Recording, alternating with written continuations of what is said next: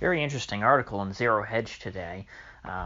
It's discussing the spike in default rates that we're seeing now as a result of the Wu flu, and it's very interesting going through it because it's so that this collapse is playing out so differently than I had imagined it would.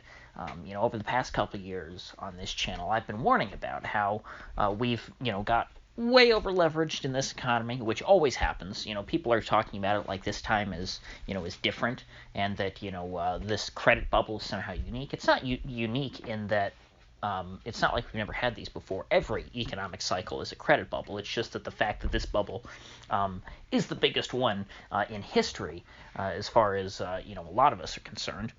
And that's what makes it such a peculiar beast to study. And so, I had been predicting that what you were going to see was something was going to happen, and there was going to be a rise in interest rates, either because inflation started to take up, or because the Fed raised interest rates, and because the whole economy was so overlevered, and everyone was skirting by on such thin margins, barely able to service their debt. They'd taken out as much credit as they could, and were there had no real room for interest rates to rise without defaulting. And so, that was what I was thinking was going to happen was, well, at some point, interest rates are not going to be at zero forever.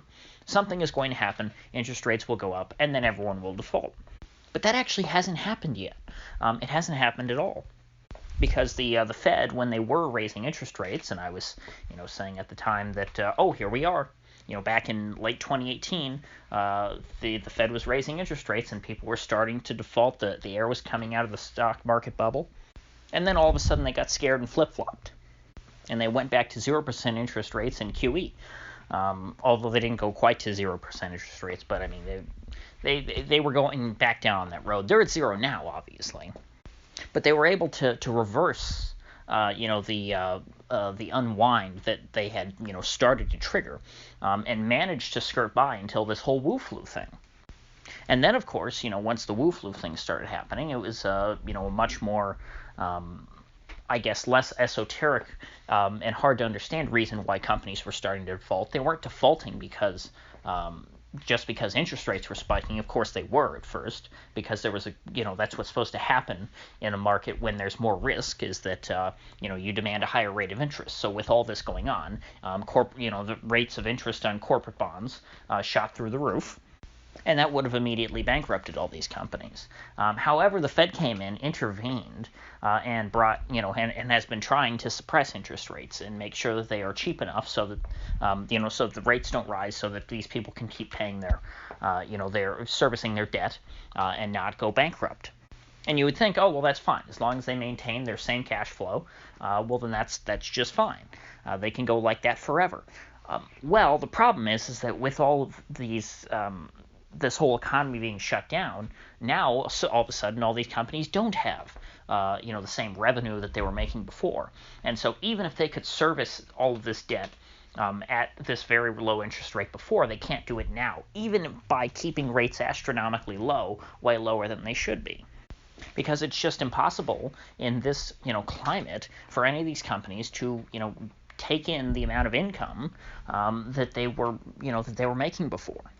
And so to me, this seems like the first very clear flaw, other than, all of the structural damage and moral hazard that the Fed creates. But I mean, this is an actual flaw even from their perspective, that, here they are trying to prop up the market, and they're throwing as much money at this market as they can, trillions and trillions of dollars, and they cannot stop these companies from defaulting. All the Fed can do is buy up their debt and suppress the rate of interest. They can't just pay their debt off for them, at least not yet. The Fed hasn't done anything like that. They might even need, congressional approval to do something like that. And that's why you saw back in 2008 the bailouts of the auto industry, for example, were done by Congress. So Congress refinanced all that debt and gave them a loan. But the Fed can't, write a mortgage or anything like that. All the Fed can do is go out and buy bonds. But, like I was saying, and I guess unless maybe they push interest rates on junk bonds into negative territory, there's nothing that these companies can do because they do not have the money. There's so much debt that no matter how little interest they have to pay on that in terms of percentage, that percentage is of such a massive principle that they are not going to be able to make that money.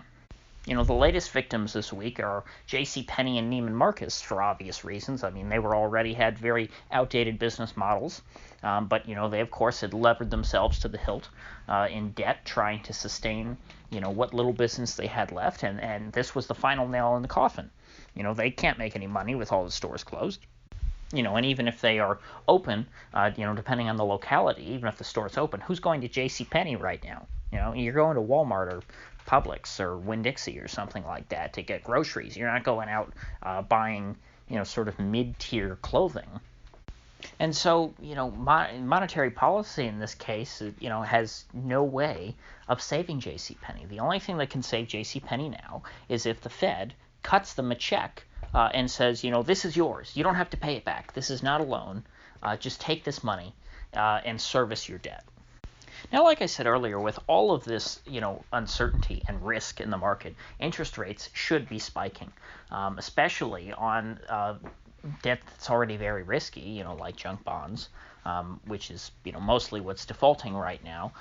However, like I said, they're not. And so we're having this very interesting disconnect, very obvious disconnect between the price and the forces of supply and demand.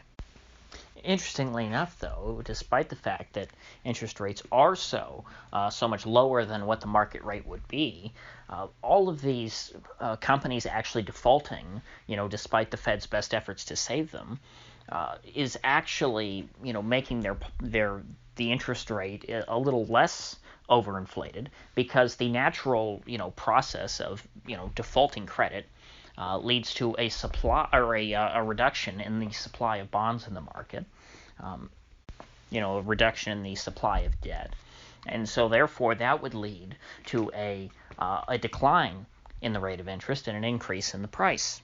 And so all these defaults are bringing the natural rate of interest closer, lower, closer to what the Fed has set the level. However, they are, so astronomically suppressed that even that, we're not reaching any sort of market equilibrium is what I'm trying to get at here. Because of course, were the Fed not suppressing interest rates to the extent they are, defaults would be much higher. Because, right now, if you've got any, serious, if you've got any real cash flow, you're going to be able to service your debt because the Fed is making sure that your rates don't spike. It's only the companies that have absolutely no revenue right now, which are a lot of companies that are going to default. But in actuality, a lot more companies should be going under. The fact that these defaults are still happening, though, is going to have an effect on the economy because, these are businesses that people work at. These are jobs that will no longer exist. In many cases, these are, zombie companies, which really there's a lot of zombie companies now. Any company that would have gone bankrupt absent of Fed intervention is, by my definition, a zombie company. So the Fed, at the same time that they're creating a lot of zombie companies right now, a lot of the old zombie companies are going to go bust, and that's at least a good thing because these are, redundant companies that, add no value to the economy. And I'm not saying that to be mean. I mean that, that they're literally a waste of space. They consume more than they produce. That means that they are a net drag on society, and they deserve to fail. That's how capitalism is supposed to work, slowly over time as the interests of people who live in a society change and their preferences change and their shopping habits change. Certain business models will come in and out of favor, and the old ones will be cold. Either the companies will adapt to changing consumer interests, or they will go bankrupt. This is a very old notion that's long been forgotten in America. Now capitalism is about rising asset prices.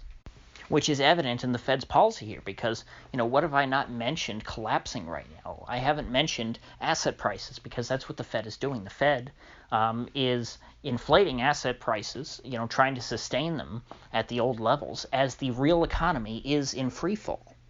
Despite the fact that, all of the companies who issue, this junk bond debt are going under, the value of those bonds on the open market hasn't really gone down. I guess, though, that the biggest takeaway from this is that this, is an example of how the Fed cannot prop up the real economy by simply printing money. All they can do is prop up asset prices, and that's what we've known for a long time. I think that Greenspan knew that very well. Greenspan was not a dumb guy. I don't think that he believed incorrect economic theories. I think that he was just a very manipulative person who knew what he was doing. Bernanke, on the other hand, was an idiot. So was Yellen. Yellen said that she'll never see another recession in her lifetime. And the goal of Bernanke, which was continued by Yellen, was to create a big asset bubble in the economy to convince Americans that all was well so that they wouldn't save any money for a rainy day and so that they would go out and spend everything that they make every week, spend their whole paycheck to make sure that in the short term GDP was as high as possible. And this gave us the illusion of prosperity.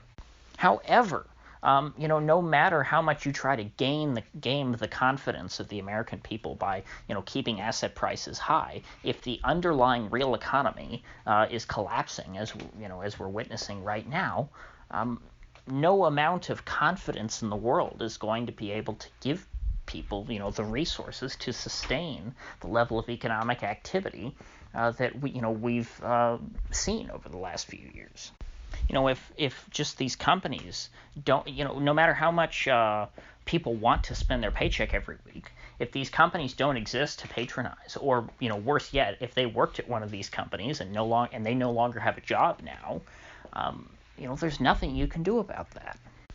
Other than, of course, letting the economy recover on its own and letting entrepreneurs, start new businesses and hire people and come up with new ideas and try to, produce things that people actually want, produce things of value.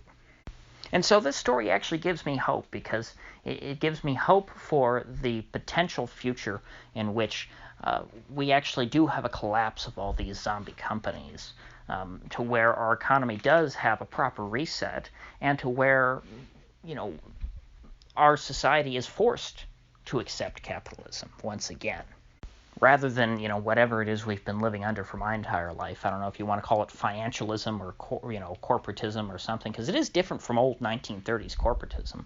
Because this isn't about, having some economy where the industrial elite control, the rest of society and the state. That's not really how this works. It seems much more of a, it's a financial elite. We have a state that is essentially co-opted or coordinates directly with finance rather than with industry. The fundamental basis of our economy is finance. And so if all that finally poof goes away, because no matter how much protection they received from the U.S. government, it wasn't enough to save them in this case, well, then we'll be able to start over and build an economy hopefully on some kind of a strong foundation. And yes, that probably means more domestic manufacturing than we've seen over the past few decades. It means a lot of things. But the important thing is that, that's not something that I can decide for anybody else. That takes a skilled class of people that, don't get a lot of credit in our society, and those are entrepreneurs. The people who look at the market and see that there is a need or a demand for some product, and then they go out and set about trying to produce it. So on that cautiously optimistic note, I think I'll leave things here for today. If you gain anything of value out of this video, I'd appreciate you clicking that like button and sharing this video. And if you haven't already, please do subscribe because I do upload every day and I'd hate to have you miss one. So I'll see you folks back here tomorrow.